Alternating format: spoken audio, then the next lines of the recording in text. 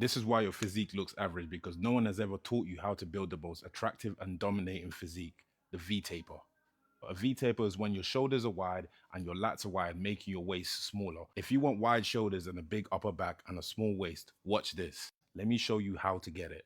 So the first exercise we're going to do is the overhead press to work the shoulders. The shoulders are going to be the most glaring part of the V taper. In fact, anyone's physique, the shoulders will be glaring, because if you ever looked at someone and you saw they've got big shoulders, you would just think they're jacked.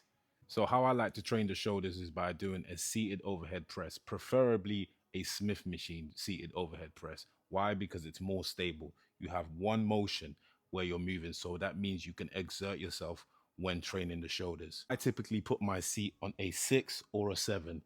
Obviously, the lower it goes, the more chest gets involved. Remember, we're trying to train the shoulders here. So the higher, the better. Now, when performing the movement, you want to make sure that no other muscle group but the shoulders is getting involved. Obviously, the chest will get involved, but we want to minimize that as much as possible. So if you can, make sure your back is flat on the bench and you set your arms wide apart. The wider, the better. The wider, the more shoulders are in there. The closer, the more triceps are getting involved. Remember, we're trying to train the shoulders. So when performing your set, you don't want to go all the way up and lock out, because why? The triceps get involved. We're not trying to train the triceps. We're trying to keep the load on the shoulder. So right about here will be fine. We go down and up, down and up. And that's how I train my shoulders. There's also another shoulder exercise I want to show you. The most important one, in fact. Also, if you want to take your physique and your fitness to another level and you want to get online personal coaching by me, DM me Forge and we can get started.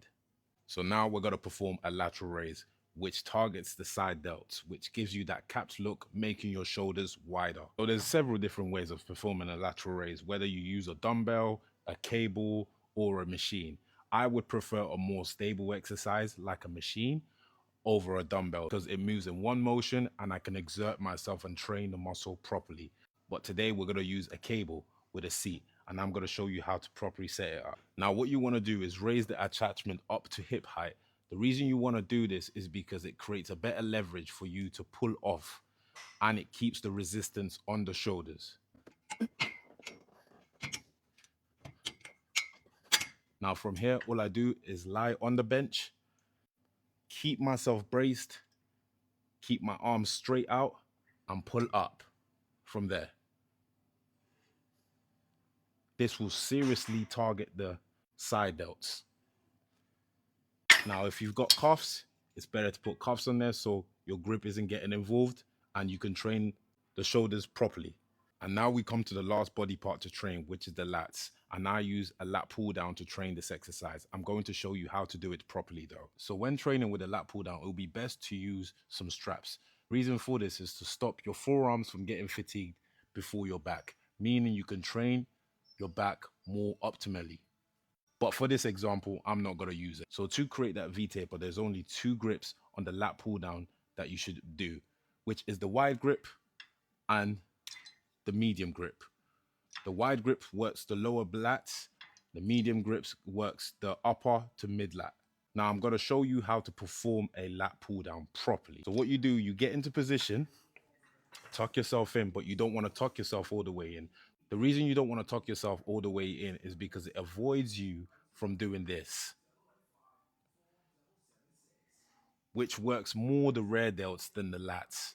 But we're trying to train the lats here, remember that. So what you want to do is come out just a bit so that the bar can come in front of you without you bending your back too much. Now, the range of motion is very much key. Now, a lot of people like to stretch, which is fine, but it's a waste of a movement if you asked me. The lats don't get involved up here, they get involved right here. So this should be where your range of motion should start off from. From here, if you can get it to your nose or past, even better. The nose is where you need to target.